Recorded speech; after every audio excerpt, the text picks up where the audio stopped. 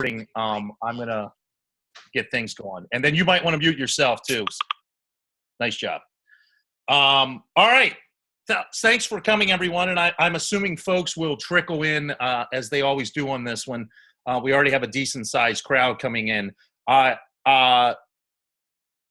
I'm going to talk about tonight is our EIR program. And I'm a history guy, always have been my entire life. I've been fascinated with the study of history, and I have dedicated many of my brain cycles in my life to absorbing and thinking about history and historical context.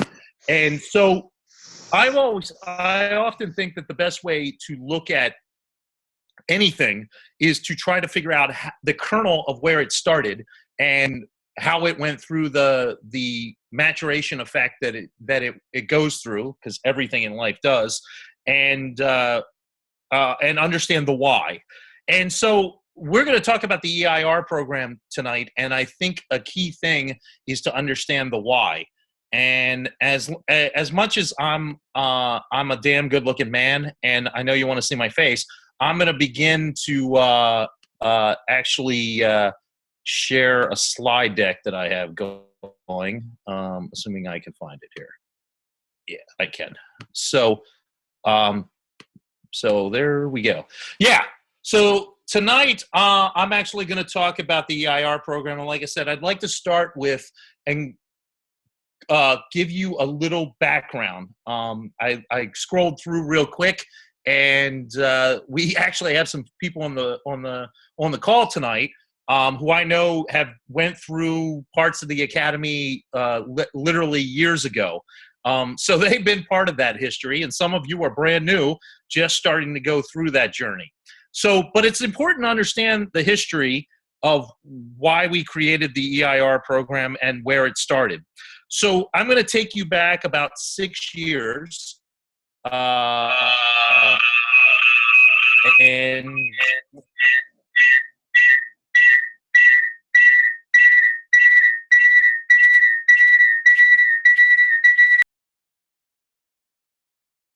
looks like we have a small problem with TK's mic. I had to put you on mute for a second, TK. I'm muted. All right. All right. Is that better? That's worlds better. You're good. Okay.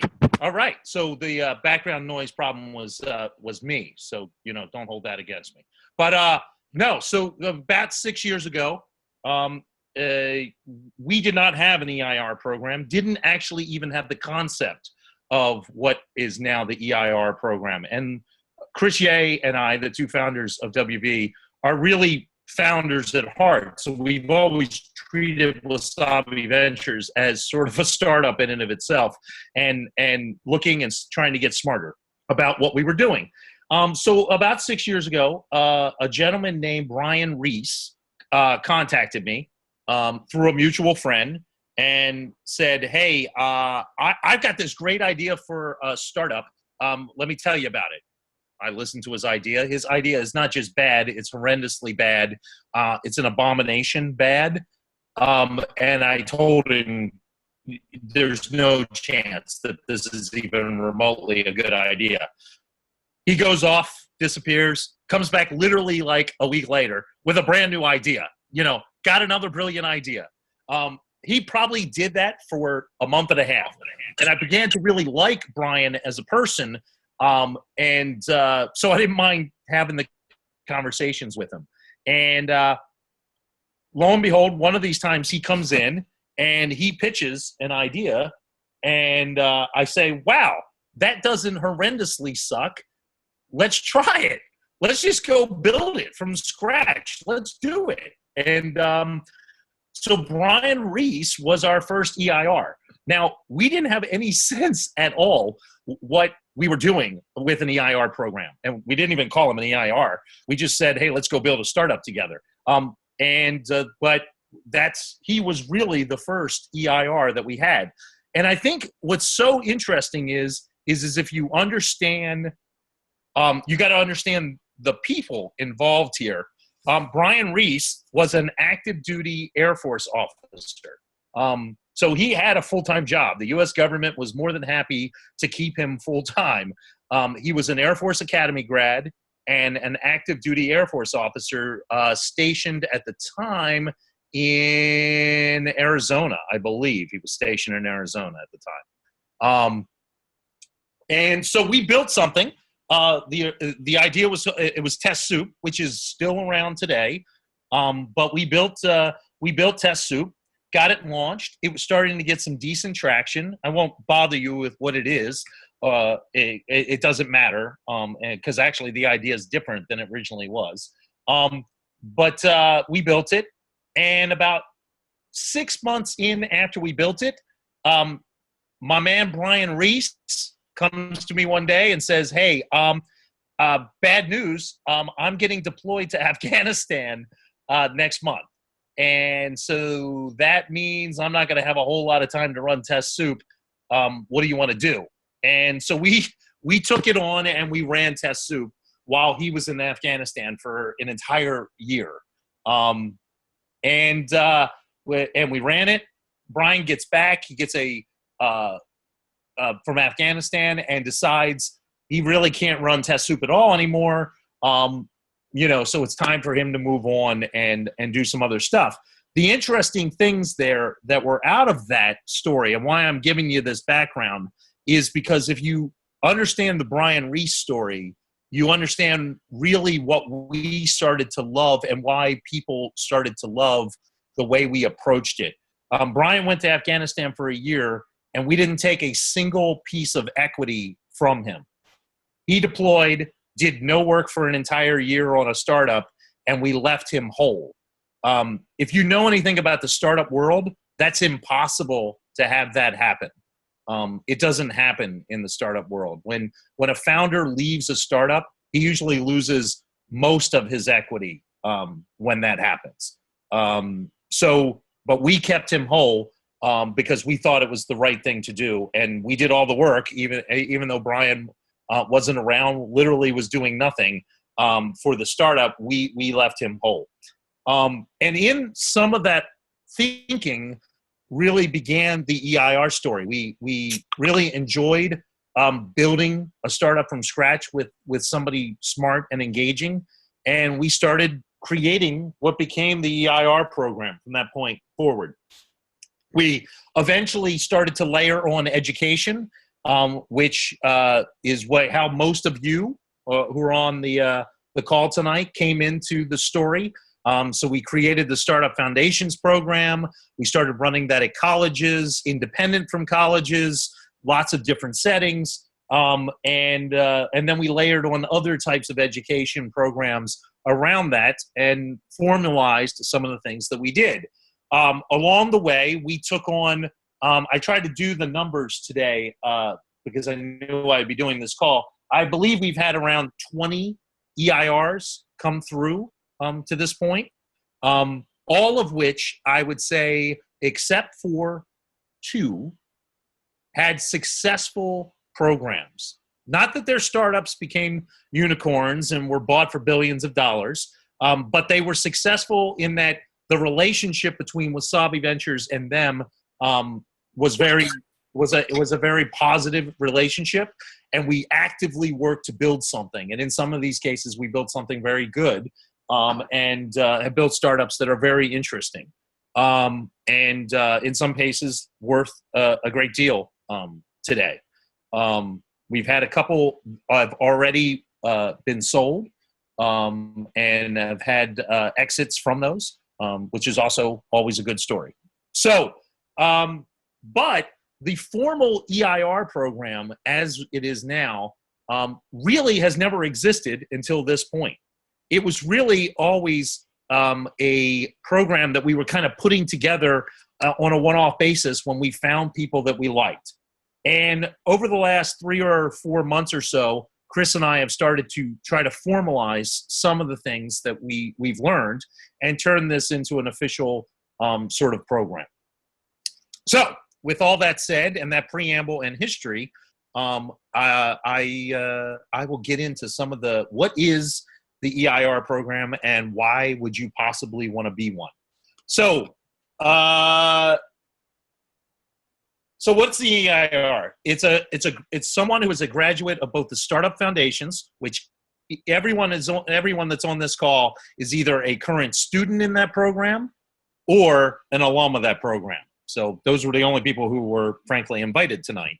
And then who is also a graduate of the EIR boot camp, which we have run the boot camp off and on.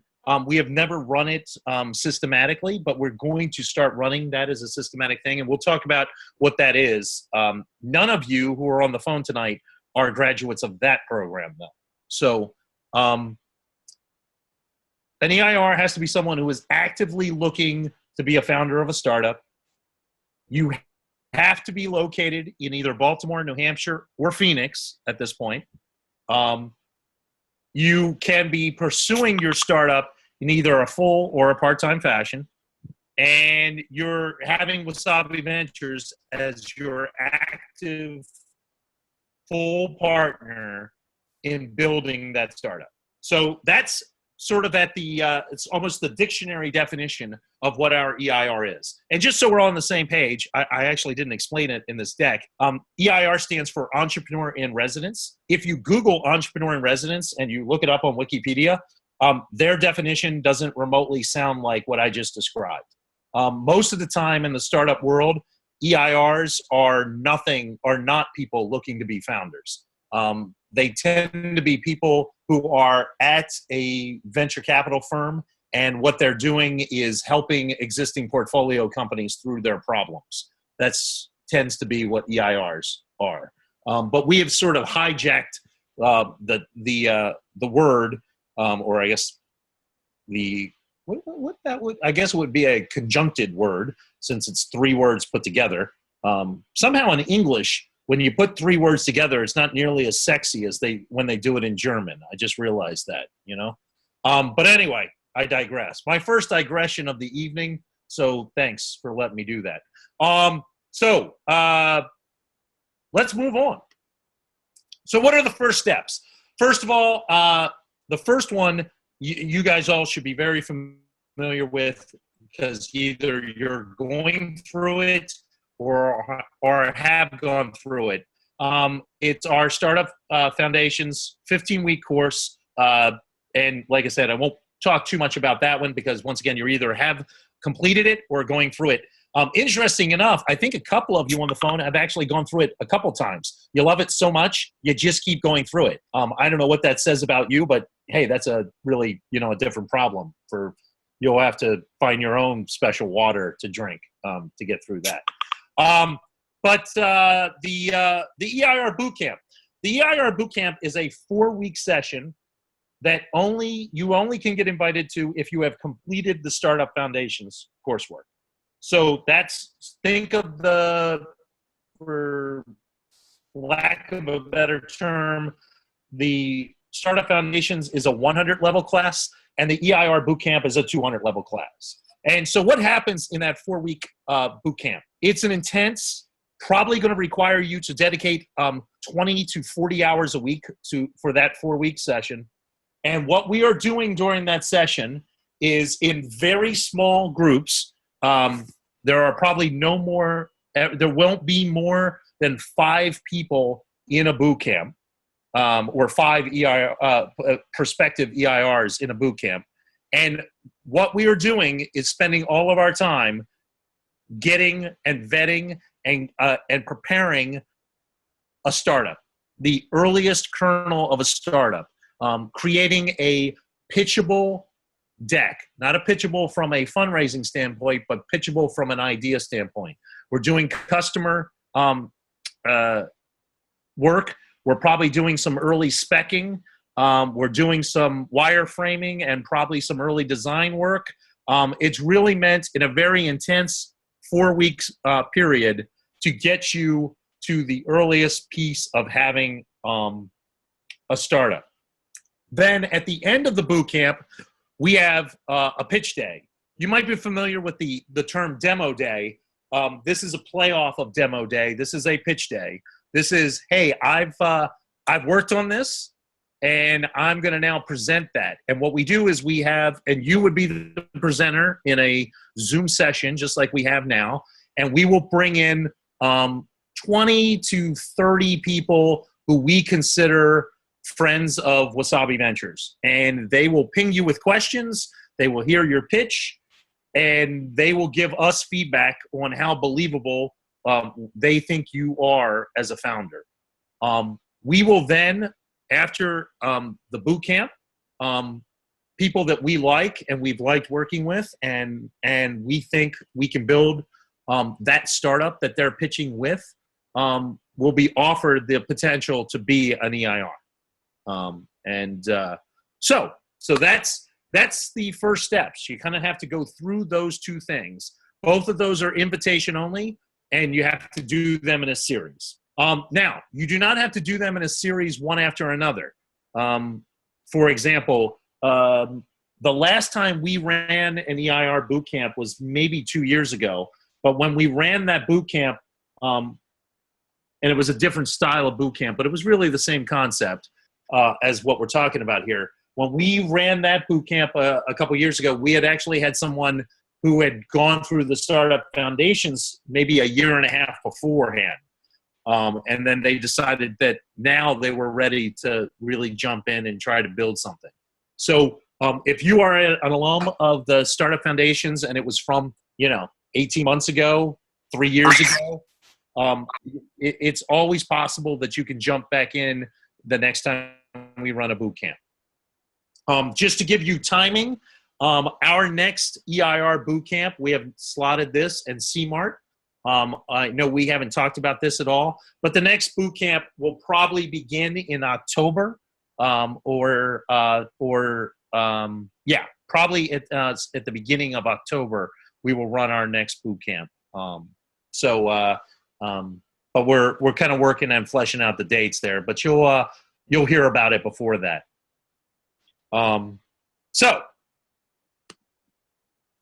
So what does WV provide in EIR? So let's assume you go through those first two steps. Everything's going great. You like us. We like you. We generally like the concept of the startup that we cooked up together. What are we giving you? You're getting a full engineering and design support. So basically, even if you have zero technical abilities, we will provide all of that for you. We'll basically be your CTO and all of the engineering team that goes along with that, UI design, graphic design, you name it. You'll get complete coverage of the marketing, sales, legal, accounting, all aspects of what it takes to run the startup. We're going to cover all of that as well. All technical infrastructure, so hosting, dedicated servers, whatever might be needed there, you'll get it covered. Because once again, it's about us building it together. You'll get a monthly stipend, or at least the option for a monthly stipend as an EIR. We'll come back and talk about that in a slide or two from now. But then the last three bullets, I think are really, really important. The biggest thing and why the EIR program is really candidly quite magical and quite different than any other program that you possibly have heard of is that it is a completely open-ended program. This is not an acceleration program. This is not an incubation program by the definition that the startup world has defined. This is truly us liking you, you liking us, and us co-founding a company together. And just like if historically you were building a startup and you had a co-founder that you were working with, it's the exact same story there, except that you get a whole fleet of people for that co-founding feel. And all of it is built on trust.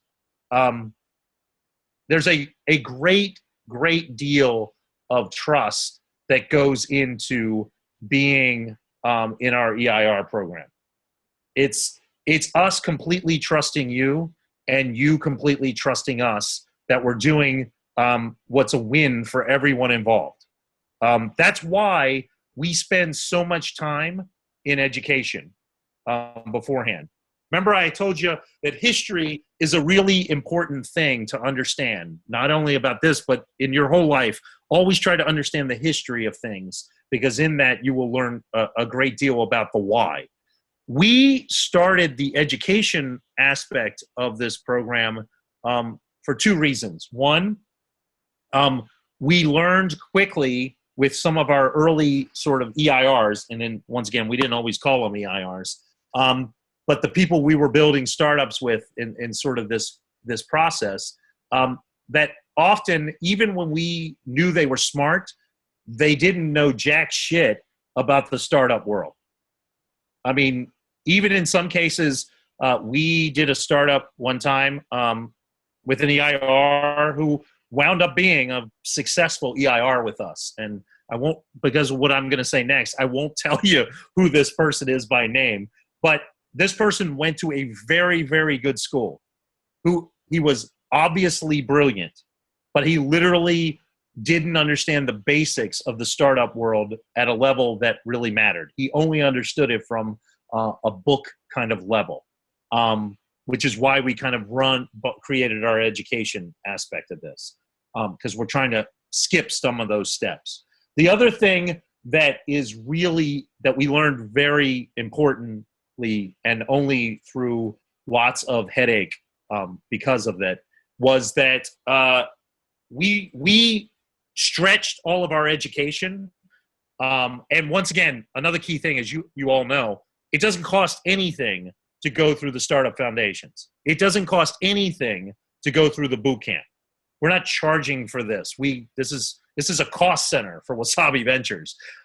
If you walk away after all of the education and say, damn, I learned a lot, I'm leaving, F you. It's on us. I mean, we don't care. We understand that. But that brings to the second reason why we do this is we spend all of this time with you. Trust me, at 9 o'clock at night on Eastern time, as great as all of you are, this is probably not on the high list of where I want to be spending my time at 9 o'clock at night Eastern time. But it's what we do. We commit a ton of time to not only the academy, but we also to our EIRs and all of our staff. It's just kind of how we do things. And so we do all of that education. I went a long way around the barn, but to get to the point is we put in a lot of the education so that you could get to know us as people. You could get to know a lot about us, what it's like to spend time with us, find that we're really trustworthy. We are what we say we are, and we do what we say we will do. And we found that very important. But just as important, it's important that we get to see what you're like. If you're not going to care a whole lot and show up and do assignments or come to question and answer sessions or really work hard in a boot camp, why the hell would I want to spend money on you and build a startup with you? No different than if you were trying to build a startup with some guy you went to school with or some woman that you met at a meetup. That's probably fraught with danger too if you all of a sudden just start doing things. So that's kind of why we did what we did. I mentioned to you that we've had 2 EIRs, neither one of which were official EIRs, but candidly they were just before we had the EIR program in any kind of formal way, that were not successful. And in both of those cases, we learned lessons from that. Both of these cases were people, in one case, who proved himself to be really not trustworthy. At one point, I thought he was, and I know, actually, he was doing things that were borderline illegal, if not unethical, for sure. And we could have no part of it. So we separated the minute we couldn't get him in line. That wouldn't happen today because of all the time we spend with people. But you live lessons and you move on. And in another case, we had an EIR that really couldn't dedicate the time. No matter what we tried to do to kind of coach him along, he had a lot of other priorities in life, and it just didn't work out well. In both of those cases, this is also a very important thing. In both of those cases, all of the equity that WV had in both of those startups, we gave back to that founder. 100% of the equity, we walked away from it. We didn't keep any of it. We didn't keep any of the intellectual property we built. We didn't keep a damn thing. I gave 100%. We gave 100% of both of the startups to those founders. I want you to let that sink in for a second. If you couple that with the Brian Reese story where we didn't take away equity for someone who had to go do something, that doesn't happen in the startup world. And I'm not doing it to pat us on our back or any of that. I'm just trying to demonstrate to you how different this program is compared to anything else you might have the opportunity to be a part of. Doesn't mean that this is a fit for everyone, but it does mean that it's a different type of thing. You'll often hear us say, you're part of the WV family. It truly is a family. We have people who have been through the program who I literally still do favors for, and they are way off, separated from the family. They've moved on in a great way, but we consider people a family in the purest sense. So back to my slide. Now that once again TK went on a tangent. Once again, it's not a defined time frame. This is not a 6-month program of being an EIR. Vidfall, I think right now we're 18 months into them being EIRs, since the day we started as them as EIRs. 18 months. And we're still 100% of their support. We are all of their engineering. We are all of their investment. We are all of their marketing dollars. We are 100% of everything at this point. Besides the fact that I probably personally spend between 5 and 10 hours a week with them working on things. So forget about the rest of our staff. So anyway, that's just to give you a sense. There's not a time frame here. The other thing is EIRs are not expected to invest any cash in this. Now, we have had EIRs decide that they want to invest cash, but those are sort of separate situations and almost one-off stories. But it's not expected that you're bringing cash to the table. If we're doing this, that's all on us. So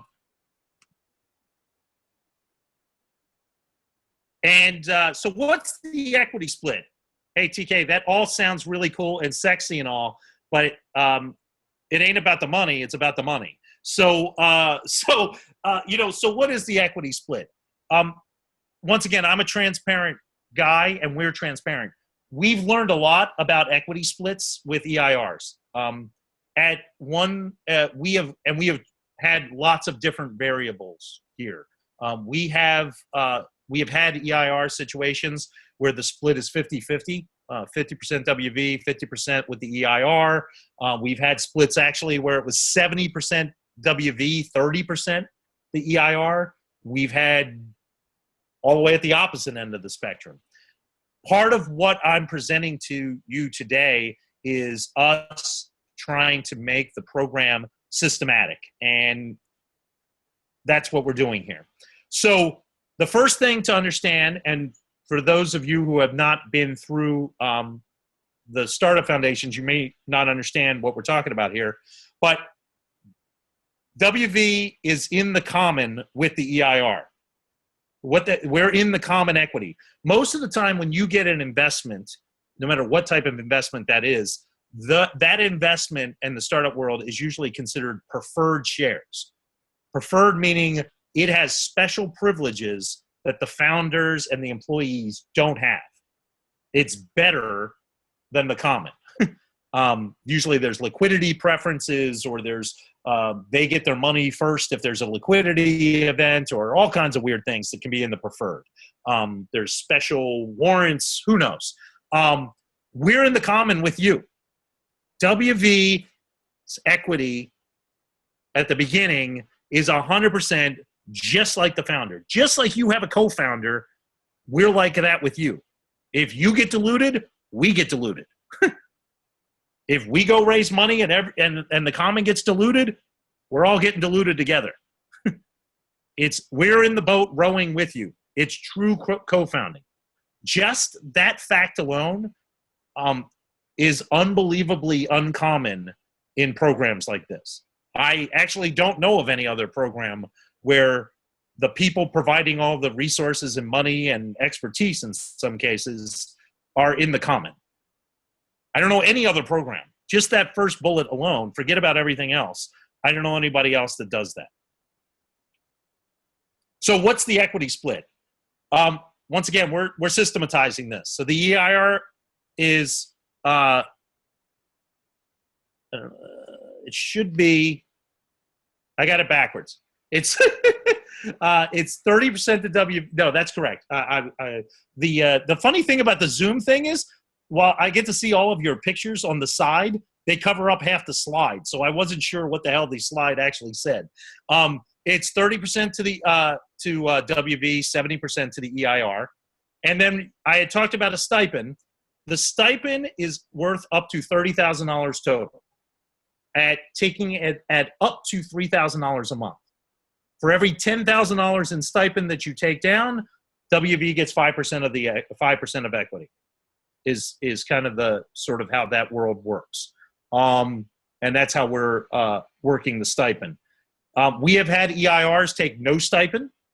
We have had EIRs have to take stipend for a very long time. So we're once again trying to systematize a little bit of this and put some structure to it. You can take that EIR stipend and split it between multiple EIRs. We're going to talk about that in a second here. That's possible. But you can take that and split that up. We've actually done things like that where we've had multiple EIRs come together to work on one startup together. We've had that happen a couple times, actually, maybe 4 or 5 at this point. So anyway, so that's kind of how the equity split works.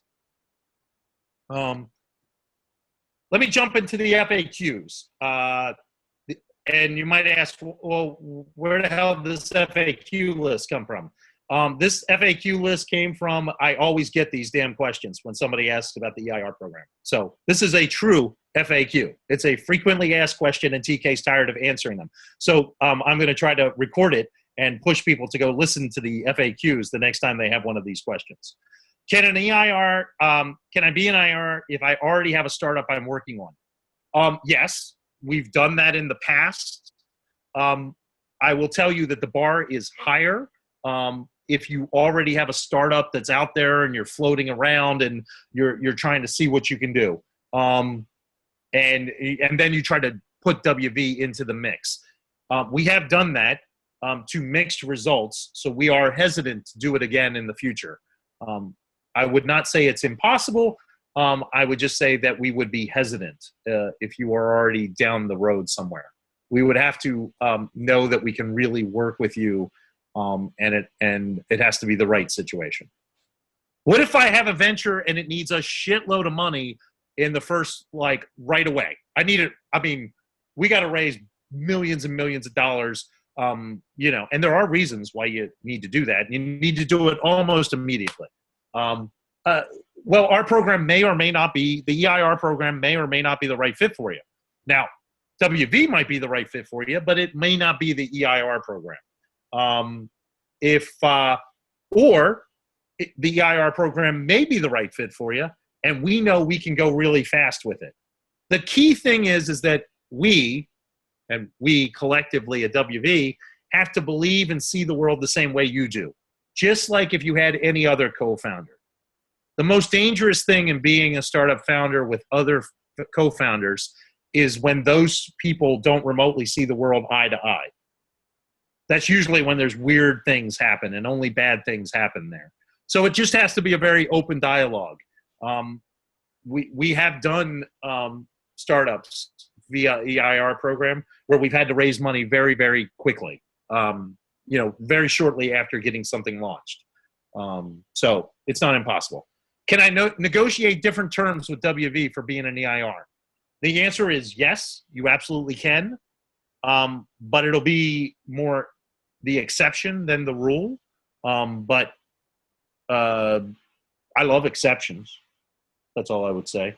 For those of you who don't know me as well, I coached high school football for many years. And I always tell people all the time when I coach teams, I try not to have any rules. The minute you have hard rules, and you say, this is the rule, and this is what happens if the rule gets broken, you have no flexibility as a coach. Because if your all-star quarterback misses practice the day before game because he has to make up a test, and your rule is if you miss practice, you can't start, well, that's a dumbass rule in that case. You need to have exceptions, and you have to understand when you can use those exceptions. So, yes, you could negotiate different terms, but I wouldn't come in thinking you're going to get to negotiate different terms just because you think you're exceptional. My personal situation needs a much larger stipend so I can survive. Yep, that could be the case. And if that is the case, we work through it. Once again, there are always exceptions to rules. Can more than EIR work on the same venture? Yes. And in some cases, we advocate that. We have actually had, I think on 2 cases, EIRs meet each other in a cohort at the startup foundations and start to work together on things. So sure. We also have had situations where an EIR goes through the startup foundations, goes through the boot camp, starts a startup, and then 6 months later, layers on a recent graduate of the program to become their co-founder, even though they've already started. That's the Vidfall story, by the way. Joel Robinson built Vidfall with us as an EIR from scratch, and Steve Mesa joined it after he left Mosaic when Mosaic got acquired, which was a different startup of ours. So Steve became a co-founder after the fact. So there's all kinds of variables there. Sure. Are there any kind of ventures that will not work as an EIR? Yeah. If you are hardcore healthcare, if this is a biotech thing that you're dreaming of, we're not the right place for you. Now, you can go through the startup foundations, but understand we're not building a biotech startup as an EIR program. And the list of reasons why is so long, I wouldn't want to begin to list them. But the number one reason being is I really don't know squat about the biotech space. And I candidly don't want to learn anything about it. So you wouldn't want to hang out with us. So that's that. There are other kinds of ventures too that may not be a good fit. One of the questions that's a corollary to this is, well, what if my dream is to build a startup that's not going to be massive and maybe become semi-lifestyle-ish? Okay. We actually have a couple who have been EIRs that turned into lifestyle businesses. As long as everybody's open and transparent and everybody shares their dreams and everybody agrees with them, we can make things like that work. So what happens if the venture isn't working? I put that question in, and I put it in there to make it very broad. Isn't working could mean a lot of different things. So it isn't working and we need to pivot. Okay, if we agree as well, just like as your co-founder, then let's pivot. We'll keep funding it. We'll keep doing it. Test Soup, who I mentioned at the very beginning, I think it pivoted no less than a half a dozen times. Half a dozen times, I think we pivoted it over a couple years. So I don't know any other program that lets you keep doing that either. So, but as long as we believe in you and you believe in us, we'll keep doing it. What if isn't working, meaning like we can't get along together anymore? Okay, then we'll have to figure out a solution there. What if isn't working is I've got a change in, I meaning I'm speaking as an EIR. I've got a change in a lifestyle now. I just didn't know it, but now I'm getting married. And the new wife said I'm not allowed to play startup anymore. And I got to go get a real job, and I've got to move to LA. I use that as an example because we had an EIR just do that to us. We built something. We spent a good deal of money on him. He gets married. 2 weeks later, his wife says they've got to move to LA because she got a new job. I shit you not, true story. In that case, we just worked through it. And, open, transparent, real conversation. Is there any cap on the financial commitment by WV? No, there isn't. I can tell you we have EIR-driven startups where we have committed upwards of $750,000 in funding to. $750,000 and through multiple pivots, trying to get them to a place where we could start to get in a good spot. So there really isn't any cap there. Like anything, the cap happens every day when we have open dialogues about how we spend resources and where we should spend time.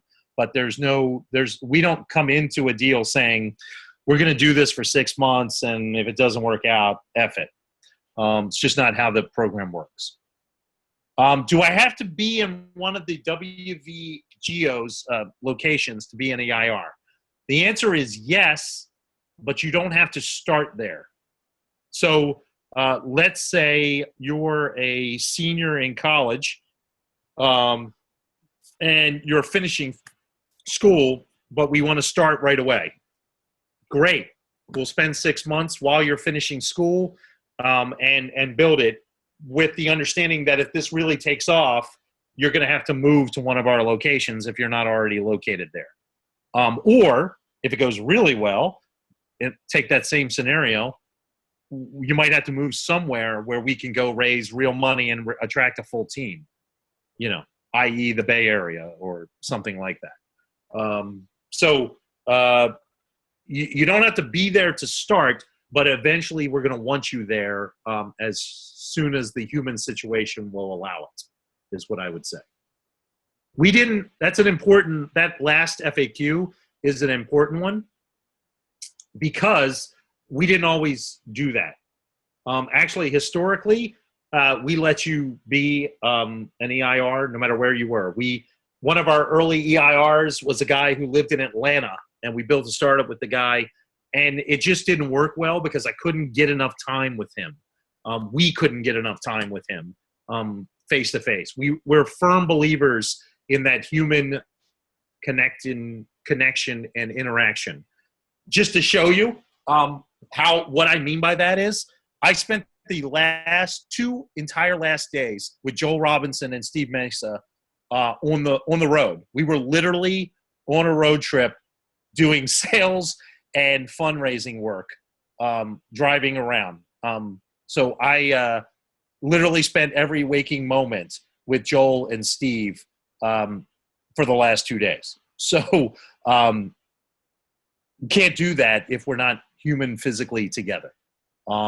If you're not at one of our locations, it's very hard for Ron Emmerich, who would be your de facto CTO if you're an EIR. It's very hard for him to spend time with you physically. Ron bounces around our offices, and he physically spends time with you and talks about engineering and product management and all kinds of things. That can't happen if you're off in the middle of nowhere. You're in Omaha, Nebraska. While there's nothing bad about Omaha, Nebraska, I'm probably not getting there too often. And other staff people aren't getting there too often to spend time with you. So that's why we have that one in there. So that is, I think, the crux of my presentation. It is, except for a closing slide that says I hope you had a good time. So with all that said, I'm going to see if I can switch back here. And there's a lot of chat. I missed all of the questions, candidly, guys. So if there was a bunch of questions, Rude, man, you'll take the startup over the ball and chain any day. That's really fantastic. I can see my wife's comment there really helped out. Spouses' comments really quite good.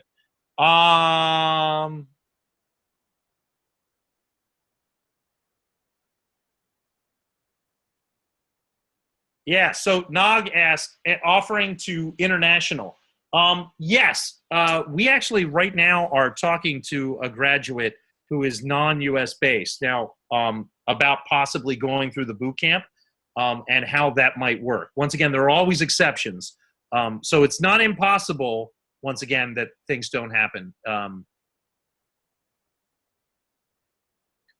It just depends. So Chris Eldridge asks, stipend, is it based off an annual amount? So in theory, 30K is 15% additional equity to WV, or if over 2 years the stipend was 60K, no. So Chris, the stipend is capped at 30K.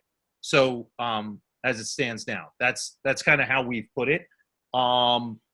So there, you wouldn't have a situation where it would go up to where we're taking 30%. It would never go over 15 in the current structure that we're talking about.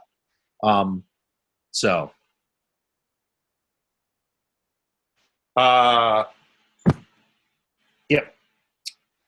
So that hopefully that answered your question, Chris. And once again, you could sort of take it in any sort of format that you would want.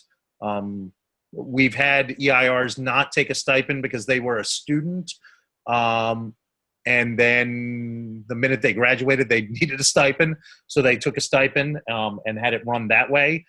We had one case actually where someone started with a stipend and then decided to stop taking a stipend because they didn't need to anymore. So they just stopped. So that's kind of the take.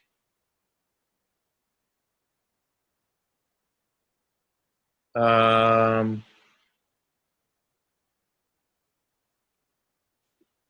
lots of questions. So let me try to get to a couple of them. Michael asks, stipend can also be split between co-founders. Can you give an example, one founder versus two co-founders as an example? Yeah, a great example is Joel and Steve from Vidfall. They're two EIRs and two co-founders, and they both take a stipend today. So so that was kind of how it worked. So, yep, 30K divided by 2. That is correct, sir.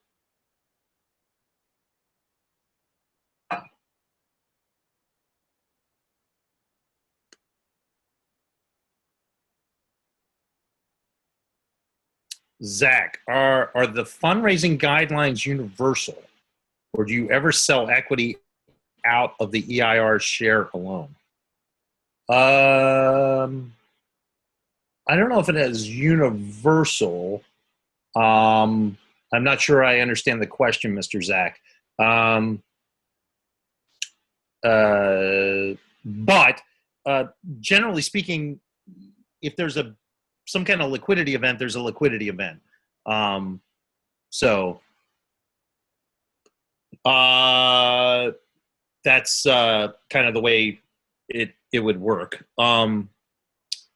With the October-November start, how will that work with the Phoenix cohort? All right, Mr. Rodney, great question, which is why we may push the date back a little bit. We actually have 4 cohorts in various forms going on at the same time. So we probably may push it back a little bit. I don't want to get too close to the holiday season is my concern. So we may start it at the end of October. But we'll definitely keep that in mind so that Phoenix, Flagstaff, and some other possibilities all work in correctly. Chris Eldridge asked, can you do the EIR program part-time? You absolutely can. It was actually on the very first slide, Mr. Chris, if you were paying any attention at all. or instead of running around doing whatever the hell Chris Eldridge's do out there in the world. But yeah, no, you could absolutely do it part-time. That's another great example of the flexibility and why this program's kind of unique. I would say 3/4 of the EIRs we've ever had jobs when they started. Another reason why you don't need to take a stipend in some cases. If we're willing to be flexible and say, hey, we're going to work with you here because we understand you got a family to support, or you're paying back student loans, or whatever the hell the reason is. You're not willing to totally take the jump yet. Great. Let's understand that and be clear about that. And that's great. We'll work with it. I'll give you another example of someone right now. Melissa Brennan from Stravel, who is an EIR, went through this program fairly recently, just like this. Melissa has not taken a stipend at all to this point. She's worked for her family's business as an employee. But she, starting in September, will start taking a stipend because she's leaving her family's business to 100% concentrate only on Stravel. So it's all situational. And once again, it's meant to be flexible to the human needs of who we're working with. John Johnson asks, at what stage did you give back 100%? We were probably 6 months with him in both cases, 6 to 9 months. I don't know exact time frames. So it wasn't short period of times. I can promise you in both cases, we were probably $100,000 in to both of them. So real money.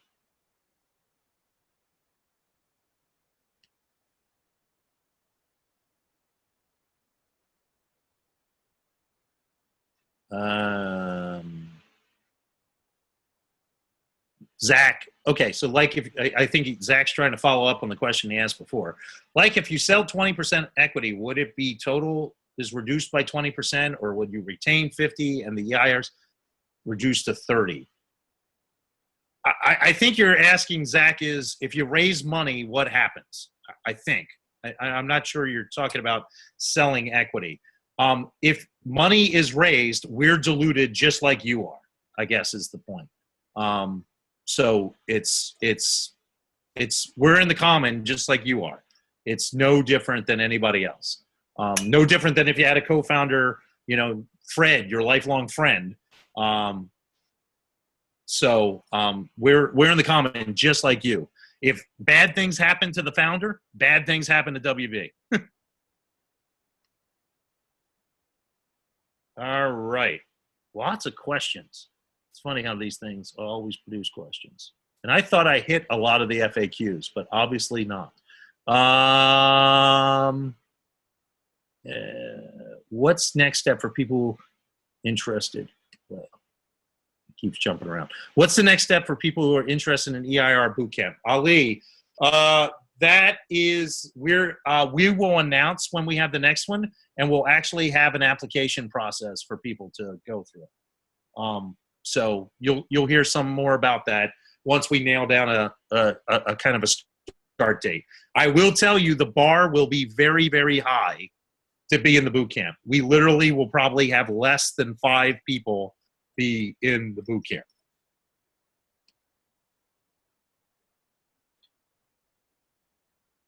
To work asks, so with Stravel, what's the difference between her not taking a stipend and receiving the $250K initial investment?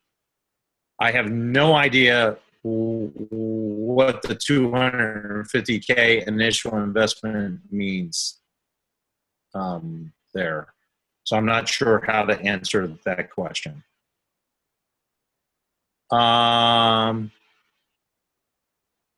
How are stipends and seed investments taxes? How are stipends and seed investments taxes? There's no taxes on the investment in any way. That's because that goes into the company, not into the humans, or not into the EIR. It actually goes into whatever entity we create together.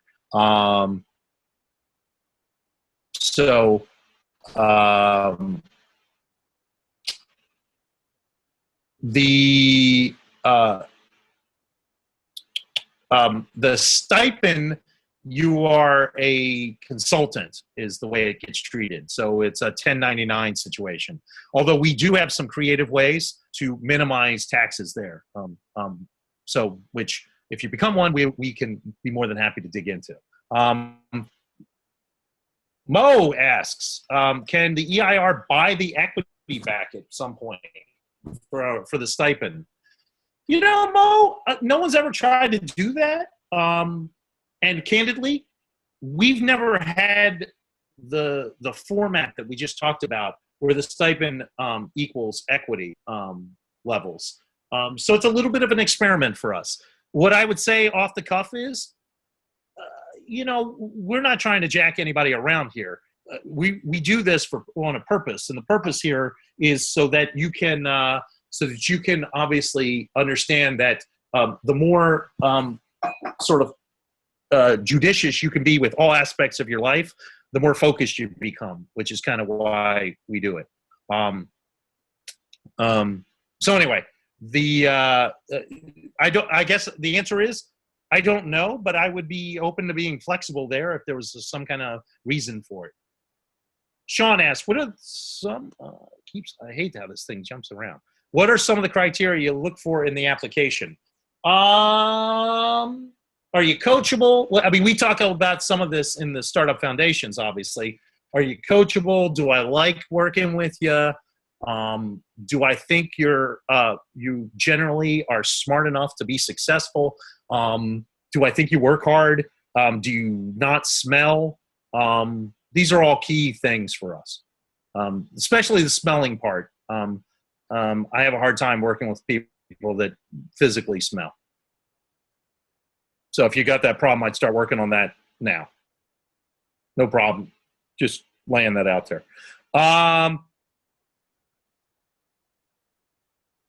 Crunchbase says Travel got funded in February. Well, Crunchbase is fucked. I don't know what to tell you.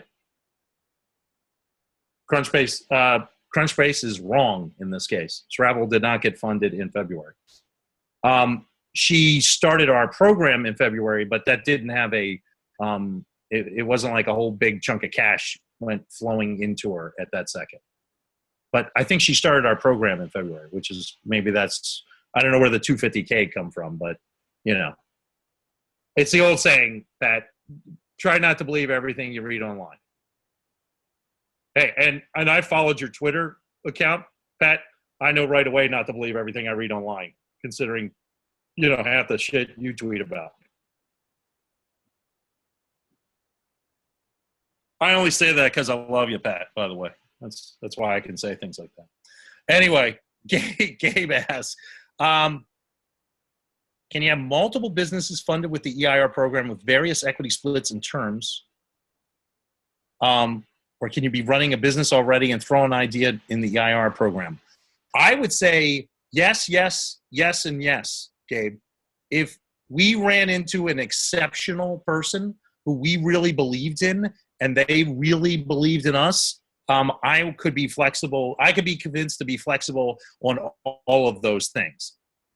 With this one caveat is that I would advise that person that the best way to be successful is to at some point be hyper-focused. So at some point we would just have to be very honest there and say, okay, which ones of these do we most believe in? And what is our dreams for each one of these? But I could see a scenario. Let me paint a scenario.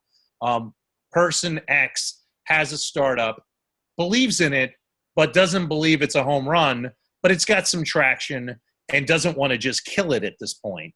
But has another idea that we collectively think is a great idea, and we want to go off and build that together, but they don't want to blow up the business they already have. But we know that someday we're going to sunset that other business, be that we sell it, and we could be just them because maybe we have nothing to do with it. But it's going to get sold or it's going to get passed off to other people to manage it, something like that.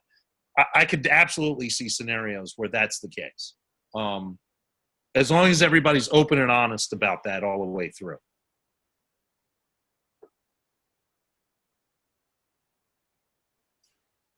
Well, Gabe, I thought you were Elon Musk. Elon Musk didn't have anything else to do tonight, so I knew he had to come listen to me.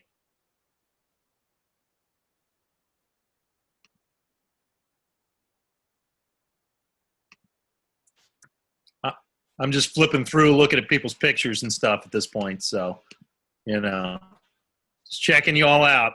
I will have to say we are a little heavy on the male component tonight. An interesting thing is almost 30% of the almost 30% of the people who have ever been through startup foundations are female. Which is obviously a very high percentage if you know anything about the startup world. But I don't see any pictures of females in here. The other thing I find that you'll probably find interesting, just some general stats for you. Only about, I think the last percentage I saw that when we took a quick analysis of it was that only about 40 startup foundations alums are white Anglo-Saxon Americans. We've had a very diverse group of people go through startup foundations, and I think it's something we're proud of. It wasn't by force. It just I think we've been lucky enough to have a very diverse audience come through, and it's something we're very proud of. Mr. Johnson's asking about my socks. Well, man, it's summer, and I'm barefoot, I'm barefoot at this point, so I'm no socks. I did have socks on earlier today. I had some really wicked ass striped fluorescent yellow and black striped socks on today. And yes, we plugged Granberry Brands there. That's nice.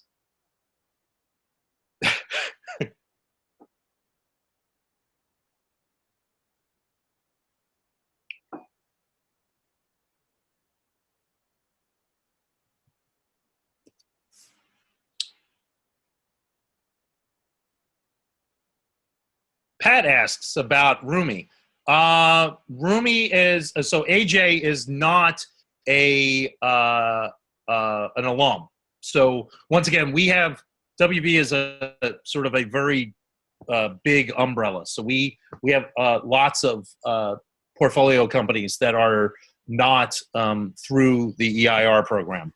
But AJ, a smart guy, really smart guy. I was actually talking quite a bit about him today to someone at a lunch meeting. But AJ is a startup down in New York that we invested in, and we have been on his board of advisors since almost before he started. But we also invested in his last 2 rounds of funding that he's done.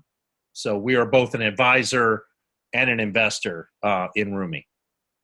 Really smart guy, but he is not an alum, and he has not ever been an EIR. But I do talk to AJ quite a bit.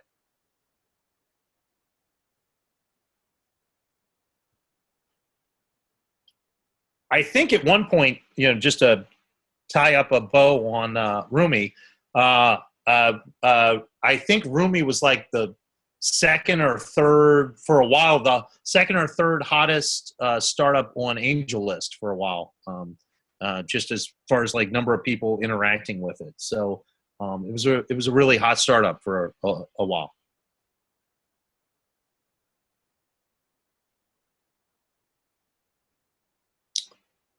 All right. Really great session tonight.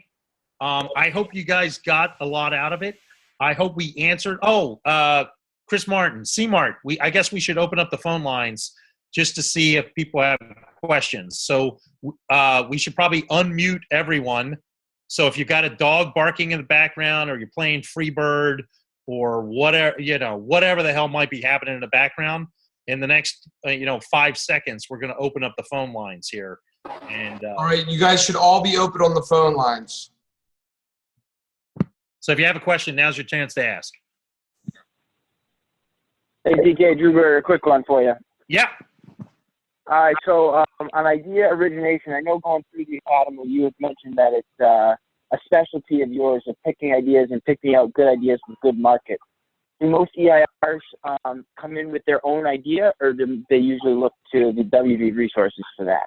It's about half and half. I would say it's about half and half. If you look historically, the ideas, either someone came in with an idea, or I would say it's probably 50% they came in with an idea, 25% they came in with an idea and we twisted it before we even start. We do mental pivots to kind of get it to a place that we all think's better. And then 25% of the time we give them the idea. So no real rhyme or reason there. Okay, thank you. No problem. Can you hear me? Yes. What if you have an idea that targets a market outside of those areas that you mentioned where you'd like to relocate, like, for example, LA, and that market would be more suited for your idea than starting it in that city? There are definitely reasons to do that. If you're building a fintech, a financial technology startup, you should probably be doing that in New York City. But here are the buts, though. Or let's say we'll take one, or you're doing an entertainment tech startup, an EdTech startup. Well, LA or New York might be a better fit for that. I'm just throwing out some examples. What we would tell you is that's great, and there might be reasons why that's okay, but understand that there's also distinct disadvantages to building at the earliest stages there. For example, let me give you another example. Immediately, which is one of our startups that went through this program at its early days, and we eventually moved the entire team from the East Coast to the Bay Area when it was time to raise money. It's why? Because it was easier, given what they were trying to do, to raise money in the Bay Area than it was anywhere else on the planet. We have a couple startups right now that are working out of some of our geolocations that will probably move to the Bay Area when it's before too long. Why? Because given what they're trying to do and the talent that they're going to have to attract later stage and the money that they're going to have to raise, they're going to have to be probably in the Bay Area. So I guess the answer there is, to answer your question is, once again, everything's kind of a guideline, not a hard and fast rule, but there have to be really good reasons for us to break the rules. Got it. But there are always good reasons. I mean, I can make up all kinds of reasons. You're doing a startup and your first customers are all going to be consumer goods companies, and therefore it's a really good idea to be located in Cincinnati so you're close to Procter & Gamble. It's a good reason, and as long as it's justifiable, there's a way to do it.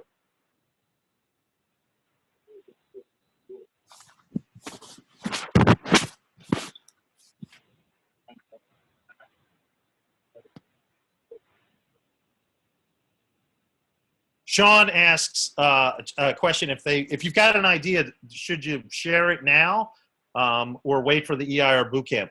Hey, go ahead and share it, man. Yeah, send it my way. I'm always happy to think about it and ponder it. It wouldn't, and just so you understand, if I think your idea is god awful, well, I should caveat that. I better couch that a little bit. If I think your idea is god awful, but I thought you thought about it well, then it doesn't reflect badly on you. If it's a god awful idea and you missed some common sense things of why it was a bad idea, that probably reflects bad on you. Because that probably demonstrates that you're not really thinking through these things. You're having ideas in the shower like the flux capacitor, and you think it's going to change the world. Although if you do have the flux capacitor and can make it work, we're more than happy to build that with you.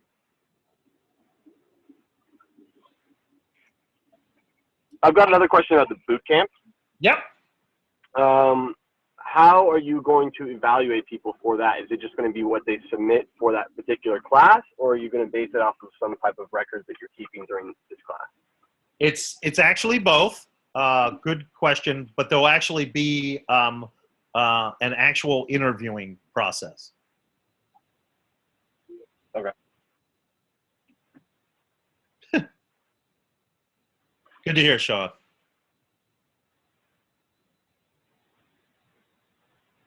For those, where's Chris Ye at? I don't know. Knowing Chris, he's probably hanging out with his damn kids or something. I don't know. It's hard to keep track of Chris sometimes.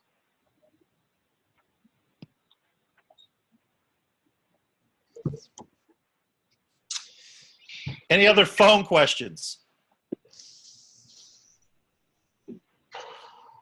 All right. Well, hopefully it was helpful. And, I look forward to turning a handful of you into EIRs. That's what I would love to. I get damn excited about that fact, to be honest with you. All right. Well, have a joyous evening, everybody. And we will definitely be talking soon. Thanks, guys. Take it easy.